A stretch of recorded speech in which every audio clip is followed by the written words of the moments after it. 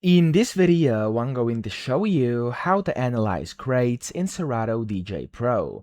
Now, the first thing you have to do is open the software in offline mode. To do this, you simply have to disconnect your DJ hardware and you should be in offline, or as they call it, practice mode, which looks like this over here as I have on my screen.